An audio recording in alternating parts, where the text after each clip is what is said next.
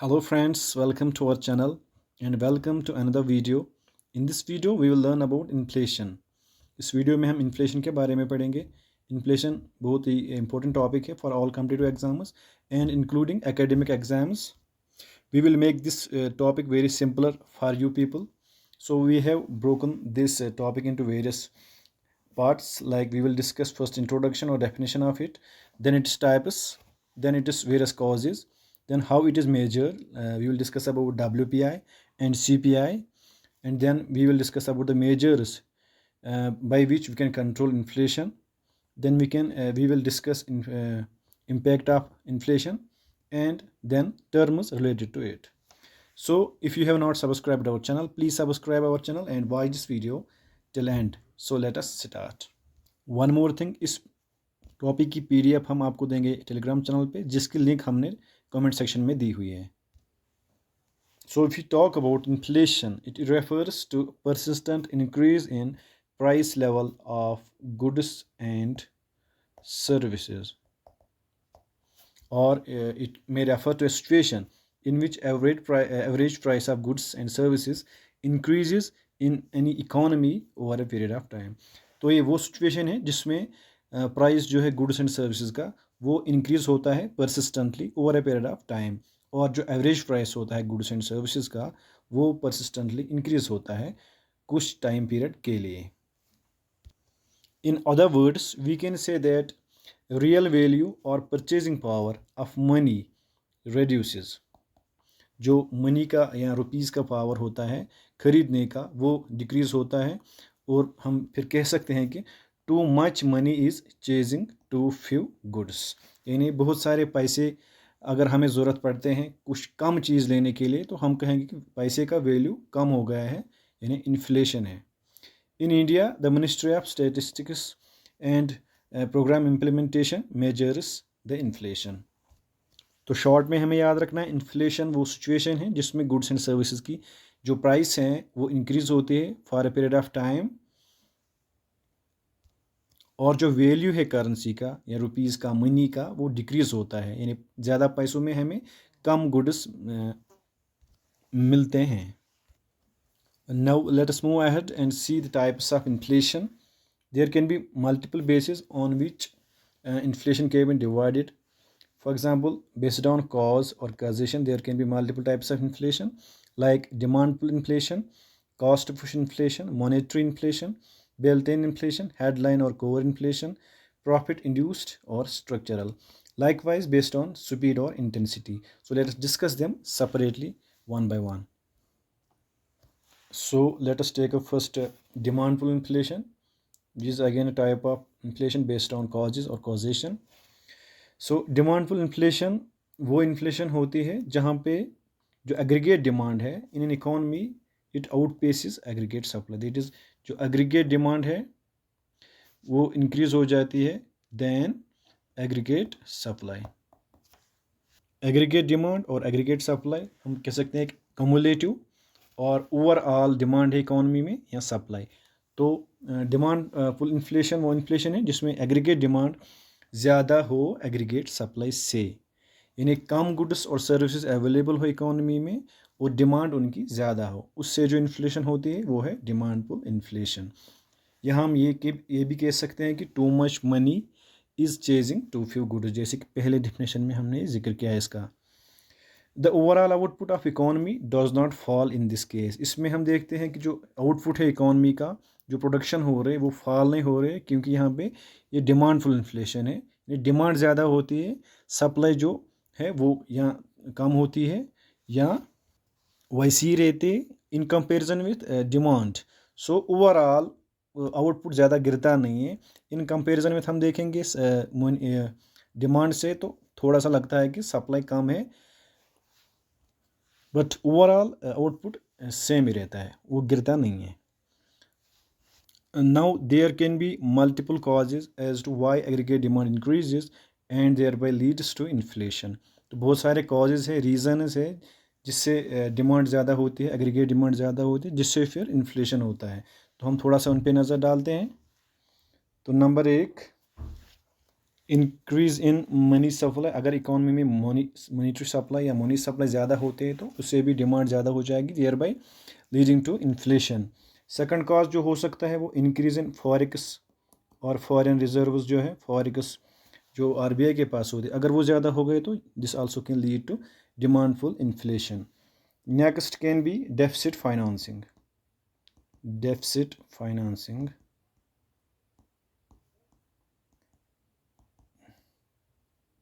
Deficit financing वो mechanism है अगर फॉर एग्जांपल गवर्नमेंट ने स्पेंडिंग ज़्यादा करी है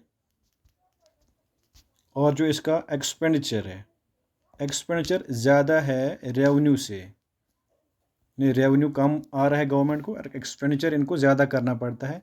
वो एक्सपेंडिचर के लिए फिर जो बारोइंग करेंगे या कहीं एक्सट्रीम केसेस में प्रिंट करेंसी करेंगे तो उसमें जो पैसा इनको लगता है वो इनको बारो करना पड़ता है, तो इसको कहेंगे हम डेफिसिट फाइनेंसिंग।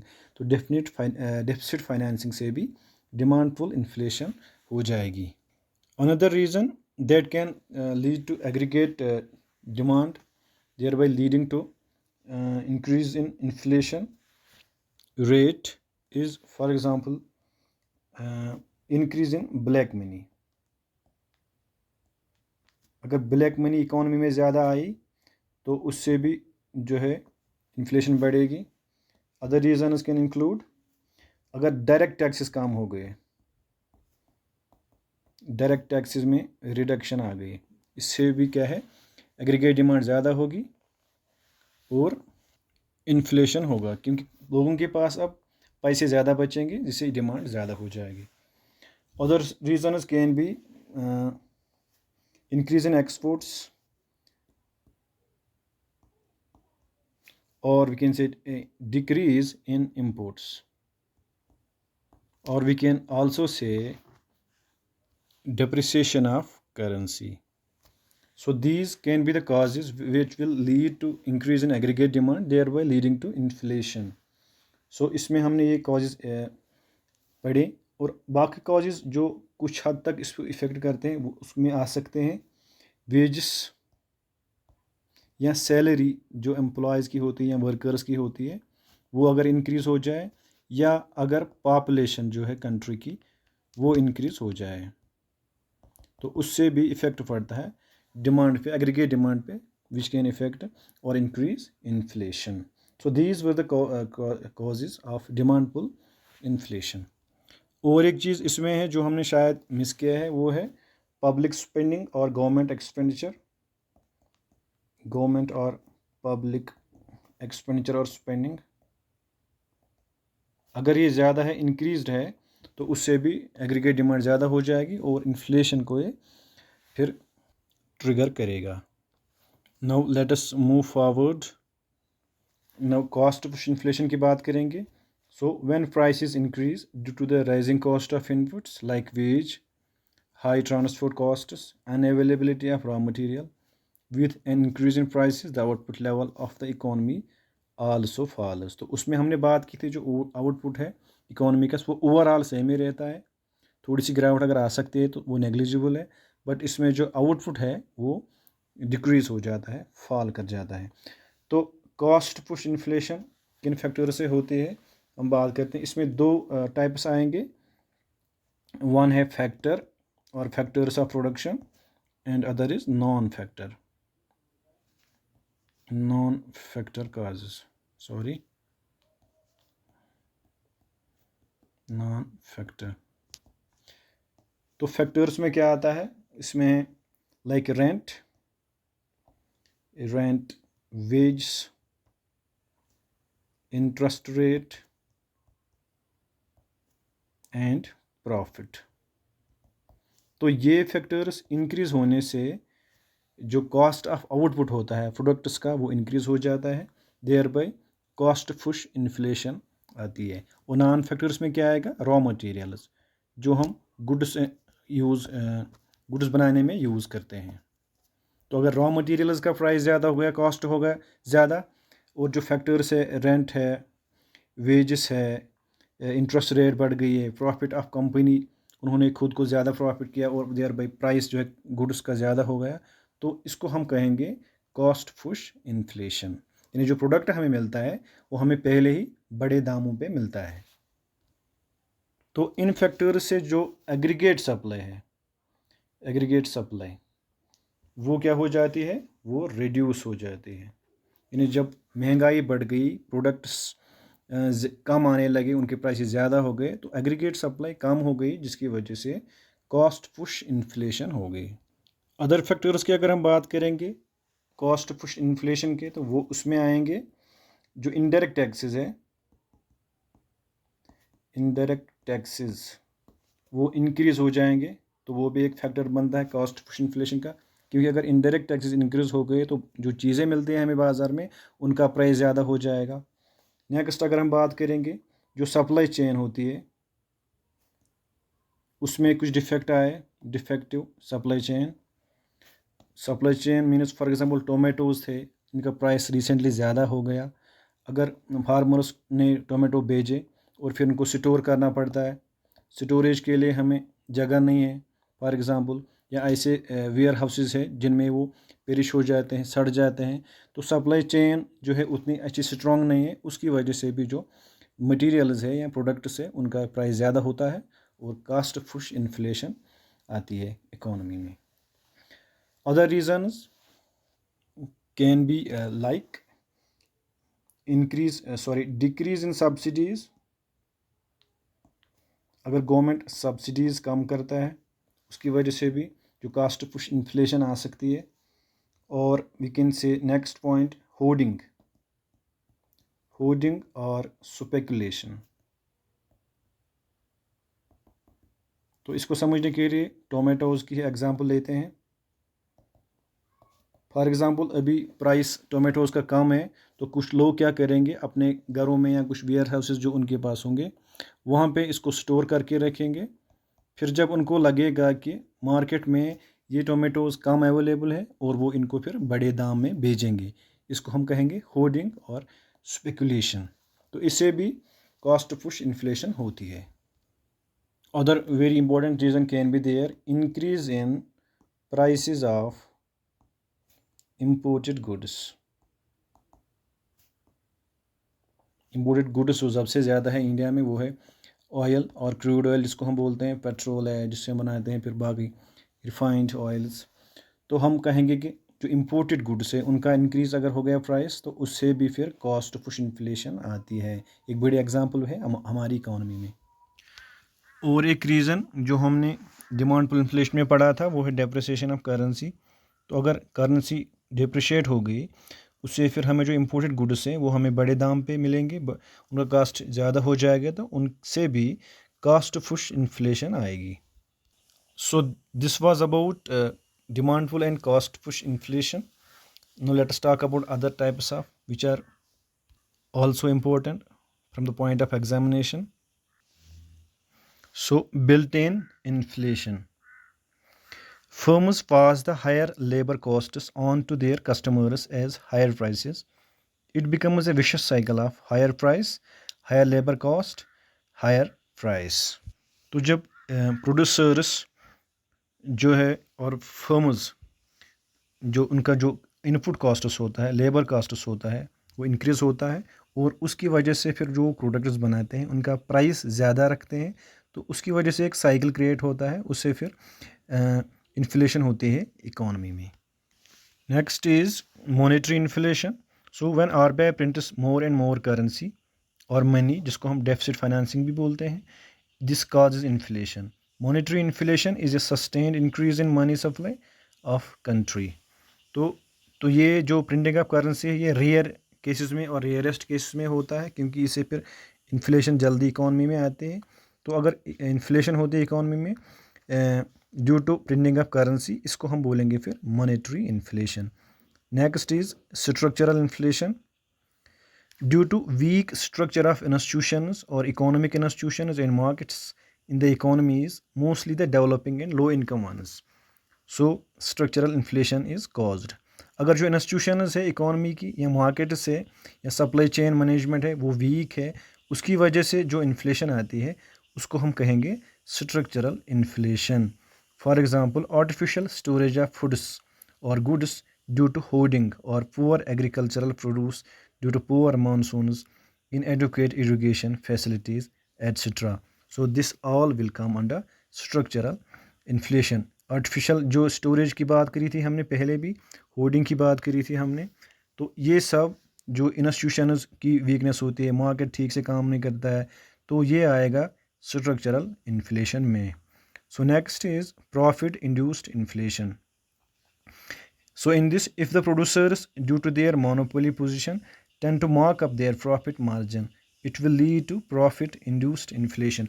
अगर producers चाहेंगे, उनकी मोनोपोली होती है मार्केट में, अगर कोई प्रोडक्ट कोई ख़ास बंदा कोई ख़ास फर्म प्रोड्यूस करते हैं, तो वो चाहते हैं कि हम इस प्रोडक्ट का प्राइस ज़्यादा करें, क्योंकि उनको कोई कंपटीशन होता ही नहीं है मार्केट में, तो उसकी वजह से फिर वो प्रॉफिट बढ़ाने से उसका प्राइस इंक्रीज़ हो जाता है और that leads to inflation. Now let us talk about inflation based on speed or intensity.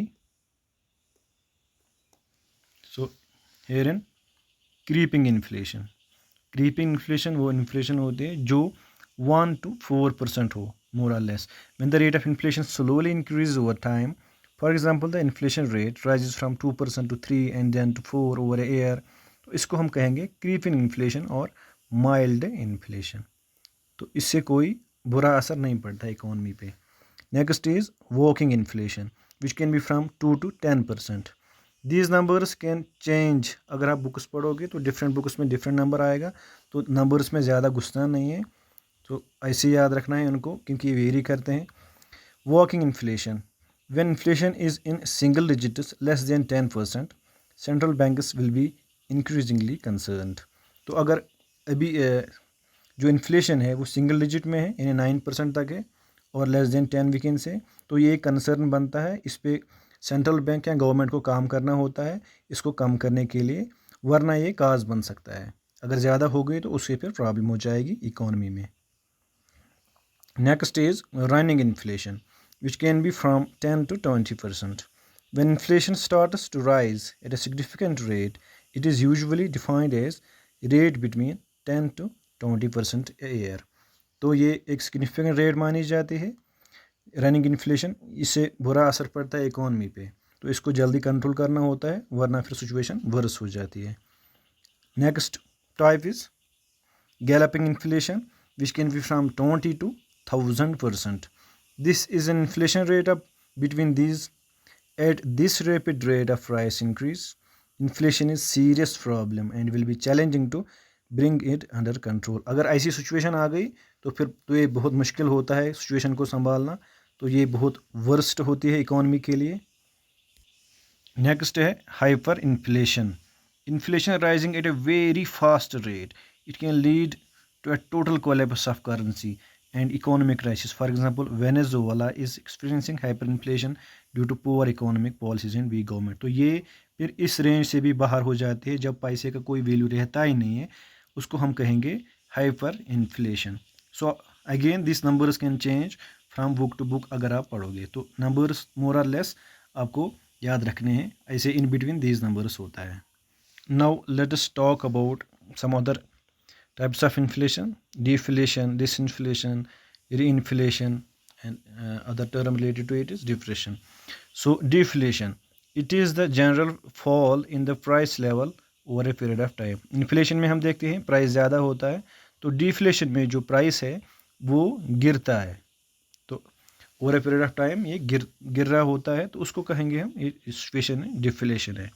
Next है disinflation. It is the fall in the rate of inflation or a slower rate of inflation.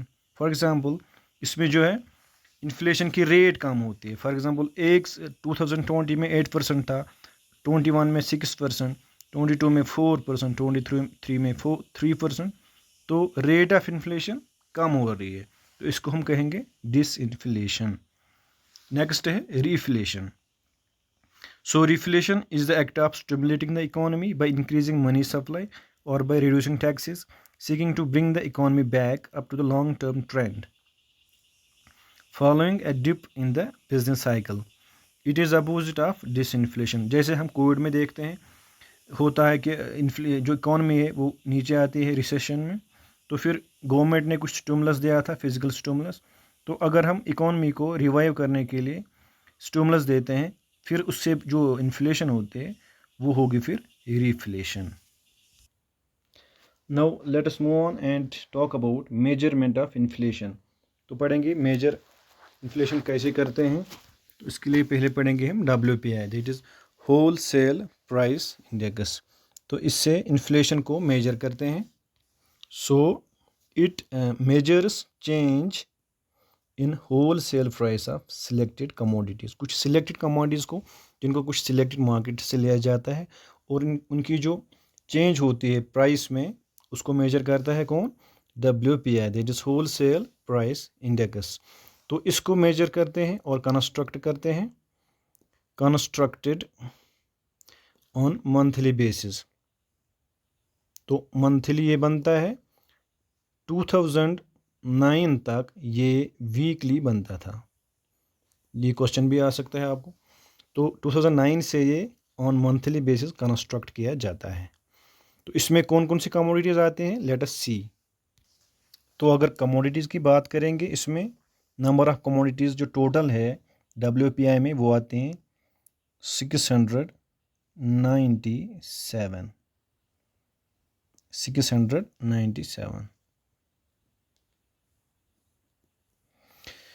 Primary articles जो first category है commodities की, इसमें आते हैं 117 commodities.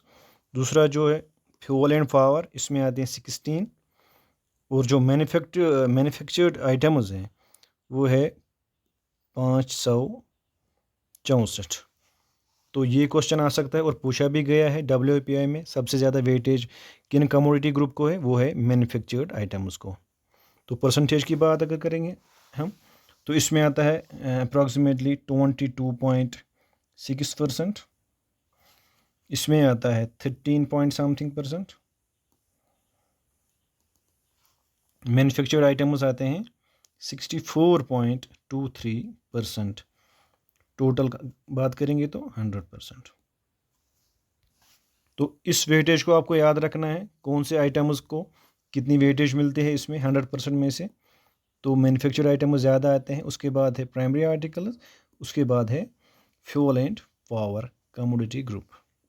WPI के बारे में आपको और कुछ चीज़ें याद रखनी है। फॉर एग्ज़ाम्पल, जो फूड आइटम्स है उनको वेटेज मिलती है WPI में नियरली 25%, ये आपको याद रखना है। दूसरा 20 और वी कैन से 2017 से जो इनडायरेक्ट टैक्सेस हैं,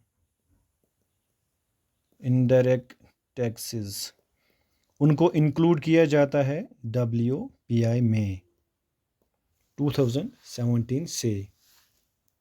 अब बात है कि जो WPI है इसको कंस्ट्रक्ट कौन करता है, एस्टिमेट कौन करता है। तो इट इज़ कंस्ट्रक्टेड और estimated by office of economic adviser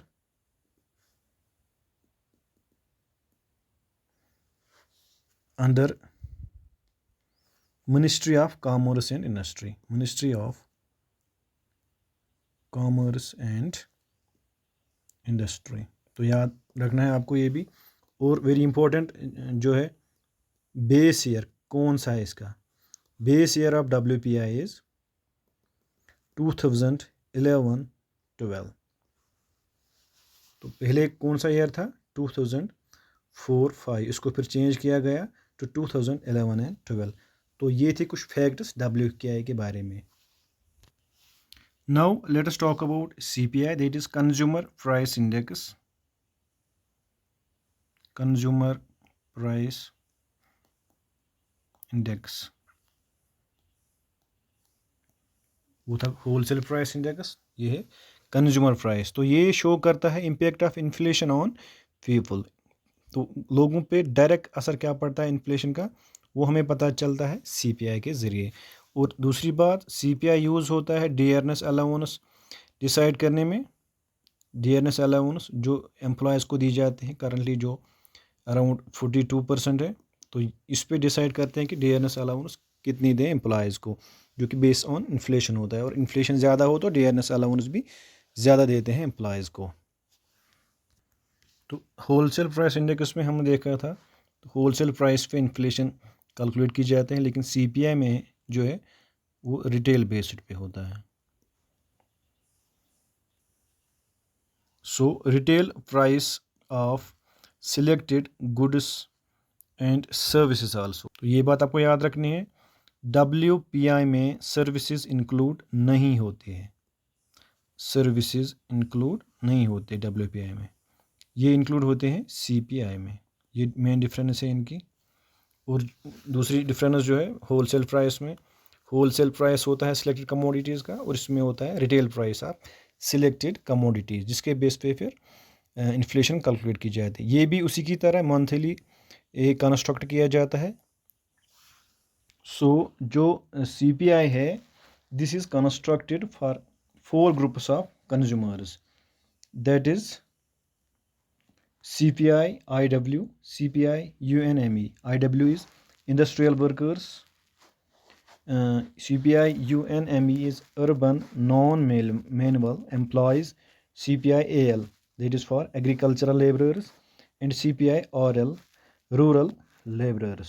तो इन 4 कैटेगरीज ऑफ कस्टमर्स और कंज्यूमर्स के लिए हम कहेंगे ये कंस्ट्रक्ट किया जाता है। तो जो CPI IW की बात करेंगे, इसको कंस्ट्रक्ट करता है labour bureau under ministry of labour and employment. तो CPI IW का जो बेस ईयर है वो है 2016, ये आपको याद रखना है। उसको चेंज किया गया फ्रॉम 2001, पहले 2001 था, अब 2016 है इसका बेस ईयर। इसमें कितने आइटम्स कवर होते हैं, वो हैं 463। तो CPI IW को कंस्ट्रक्ट करता है labour bureau under ministry of labour and employment. इसका जो बेस ईयर है वो है 2016। इसमें जो आइटम्स आते हैं वो है 463। ये आपको इंफॉर्मेशन याद रखनी है इसके लिए। ये दो जो हैं CPI AL एंड RL, इनका जो बेस ईयर है वो है 1986-87, इन दो का। और जो इसका है CPI UNME का वो है 1984-85। ये जो 3 हैं ये अब यूज़ नहीं होते हैं, ये वाले 3। तो अभी नई जो कैटेगरी है लॉन्च की गई है CPI की, वो पढ़ते हैं हम। सो 2011 में गवर्नमेंट ने न्यू CPIs लॉन्च किए, that is CPI urban and CPI rural.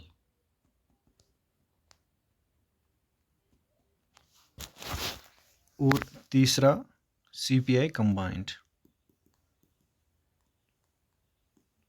That is rural plus urban. तो ये ज़्यादा अब यूज़ होता है CPI कंबाइंड। इसका जो बेस ईयर है वो है 2011-12 लाइक WPI। और कुछ चीज़ें जो आपको याद रखनी है वो ये है कि 2014 से जो CPI है, it is used for monetary policy formulation, monetary policy formulation. तो मॉनेटरी पॉलिसी फार्मुलेट करता है कौन, RBI। तो RBI यूज़ करता है CPI को मॉनेटरी पॉलिसी फ्रेम करने की। और जो इन्फ्लेशन रेट एक्चुअली कैलकुलेट की जाती है, that is also based on now CPI from 2014। ये दो चीज़ें आपको याद रखनी है। ये जो मॉनेटरी पॉलिसी फार्मुलेट करने हैं बेस्ड ऑन CPI, ये बात रिकमेंड की थी उर्जित पटेल कमेटी ने, उर्जित पटेल कमेटी, ये आपको याद रखना है, एग्जाम में पूछा जा सकता है। उर्जित पटेल कमेटी ने रिकमेंड किया था कि जो CPI है that will be used for formulation of monetary policy. तो अभी तक हमने बात की मेजरमेंट ऑफ इन्फ्लेशन की, उसमें हमने पढ़े WPI and CPI। Now there is also some indexes और indices which are proposed, for example producer price index. तो ये जो इंडेक्स है ये भी प्रपोज्ड है, ये भी एक्चुअल में यूज़ नहीं होता है। अगर एग्ज़ाम में आ सकता है कि जो प्रोड्यूसर प्राइस इंडेक्स है ये क्या मेजर करता है, तो ये अभी मेजर कुछ नहीं करता है, ये भी प्रपोज्ड है, अभी गवर्नमेंट ने इसको अडॉप्ट नहीं किया है। Now let us discuss measures to control inflation. Inflation तो हो गई, अब इसको कंट्रोल कैसे करें, कौन से मेजर्स गवर्नमेंट को उठाने चाहिए जिससे इन्फ्लेशन कम हो जाए। ये क्वेश्चन ज़्यादातर एग्जाम्स में पूछे जाते हैं कि which of the following will control inflation. तो बात करते हैं हम फर्स्ट मॉनेटरी पॉलिसी की। मॉनेटरी पॉलिसी जो टूल्स होते हैं आरबीआई के पास, उनको मैनेज करने से इन्फ्लेशन कैसे कंट्रोल करेंगे। तो मॉनेटरी पॉलिसी जो इंस्ट्रूमेंट्स है, टूल्स है, उसमें आता है CRR, SLR, repo rate etcetera.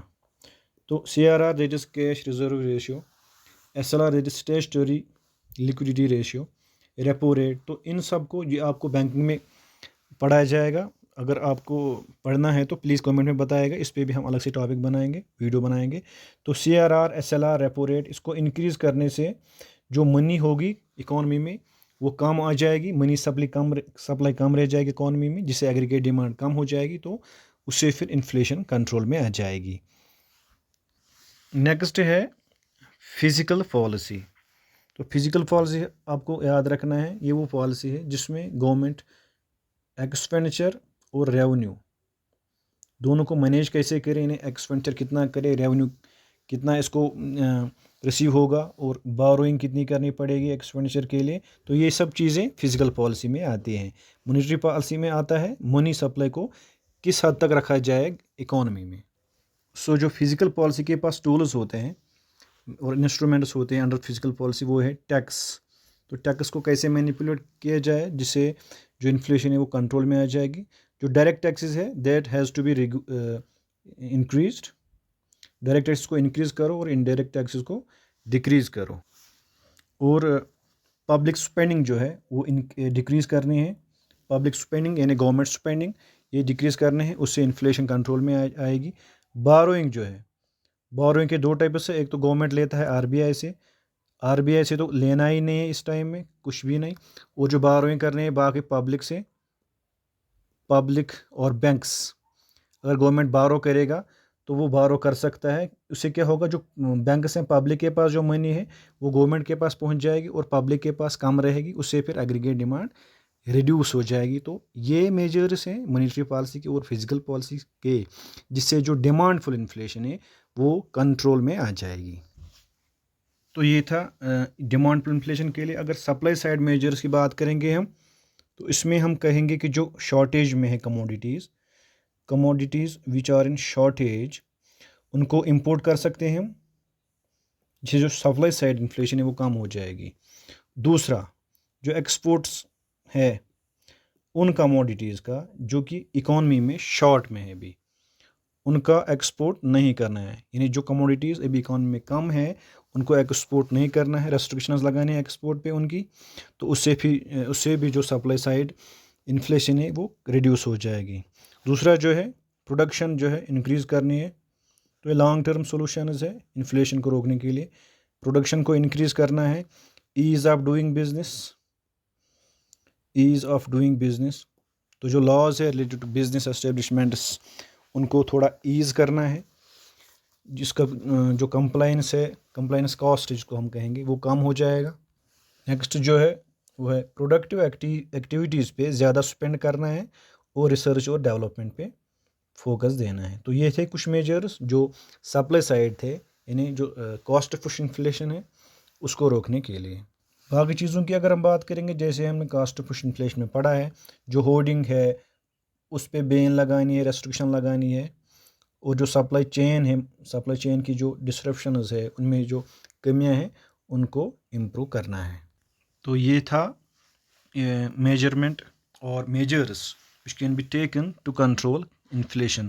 Now let us talk about some terminology related to inflation. So skewflation. Skewflation क्या होता है? It is a skewed rise in price of some items while other remaining at the same price level. कुछ चीज़ों की, कुछ commodities की price seasonally ज़्यादा होता है, फॉर एग्जांपल अनियंस और टमाटोज, उसके कंपैरिजन में बाकी जो आइटम्स होते हैं उनका प्राइस सेम ही रहता है, तो हम कहेंगे स्क्यूफ्लेशन, यानी इन्फ्लेशन स्क्यूड है टुवर्ड्स सम और फ्यू आइटम्स और कमोडिटीज़। दूसरा क्या है, stagflation. This is situation of rising prices along with falling growth and employment, so called stagflation. और inflation accompanied by an economic recession, और इन्फ्लेशन विथ स्टैग्नेशन, यानी जो इकोनॉमिक ग्रोथ होती है वो कम होती है या फॉल करती है, और जो इन्फ्लेशन होती है वो ज़्यादा होती है, प्राइस जो होता है ज़्यादा होता है। तो इन्फ्लेशन प्लस स्टैग्नेशन, ये हो गया क्या, स्टैगफ्लेशन। यानी स्टैग्नेशन होती है, इकोनॉमिक ग्रोथ होती ही नहीं है, फॉल होती है, वहाँ से प्राइस ज़्यादा हो जाता है, उसको हम कहेंगे स्टैगफ्लेशन। बाकी टाइप्स जो इसके रिलेटेड है जो हमने भी डिस्कस नहीं किए वो है headline inflation and core inflation.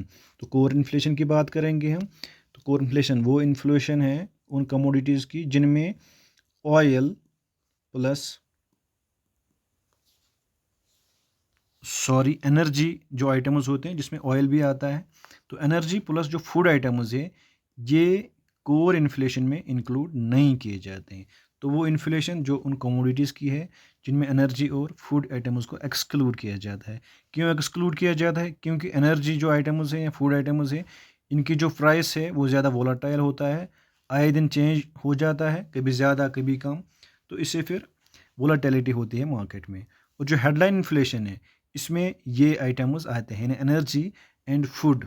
तो इनको जब हम निकालते हैं हमें एक क्लियर पिक्चर आती है इकॉनमी की इन्फ्लेशन रेट क्या है, क्योंकि एनर्जी प्रोडक्ट्स या फूड आइटम्स की इन्फ्लेशन या प्राइसेस वो वोलाटाइल होते हैं, चेंज होते रहते हैं। तो याद रखना है कोर इन्फ्लेशन में energy and food items include नहीं किए जाते हैं, वाइल एज हेडलाइन इन्फ्लेशन में ये इंक्लूड किए जाते हैं। सो ये था इन्फ्लेशन के बारे में।